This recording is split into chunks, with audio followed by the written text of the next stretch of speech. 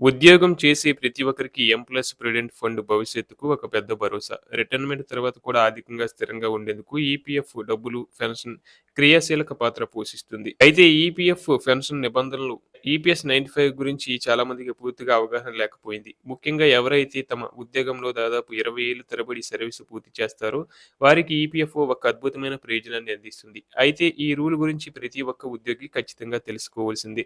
2 ఏళ్ల bonus. Employees pension scheme నిబంధనల ప్రకారం ఒక ఉద్యోగి కనీసం 10 ఏళ్లు పనిచేస్తేనే నెలవారీకి పెన్షన్ పొందడానికి అర్హత సాధిస్తూ ఉంటాడు.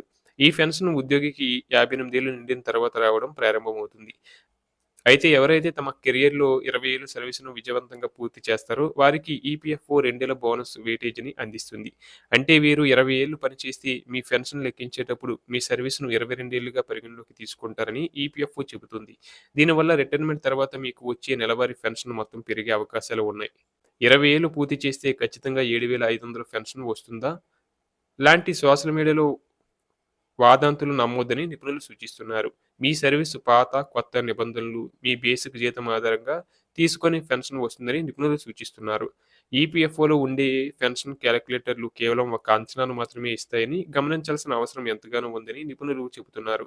ఉద్యోగులు ఎప్పటికప్పుడు తమ యూఏఎన్ ద్వారా ఈపీఎఫ్ఓ పోర్టల్‌లో లాగిన్ అయ్యి తమ పాస్‌బుక్‌తో పాటు సర్వీస్ హిస్టరీని చెక్ చేసుకోవాల్సి ఉంటుంది. మీరు మారిన అన్ని కంపెనీల సర్వీస్ రికార్డులు ఒకే ఖాతాకు మెర్జ్ ఉన్నాయా? లేదా సింగిల్‌గా ఉన్నాయా అని చూసుకోవాల్సిన అవసరం ఎంతగానో ఉంది. ఇలా ఉంటేనే 20 ఏళ్ల సర్వీస్ బోనస్ ఎలాంటి ఆటంకాలు లేకుండా పొందగలుగుతారు.